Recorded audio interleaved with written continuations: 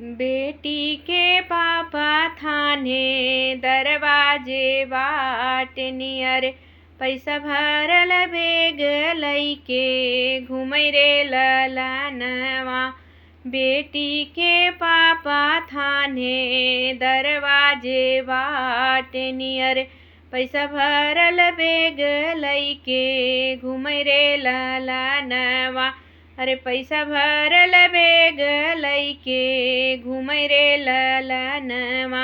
बेटा के पापा भिखारी जे बाटेनी पैसा खातिर बेटा बेची देई रे ललनवा। बेटा के पापा भिखारी जे बाटेनी अरे पैसा खातिर बेटा बेची देई रे ललनवा। अरे पैसा खातिर बेटा बेची देई रे ललनवा।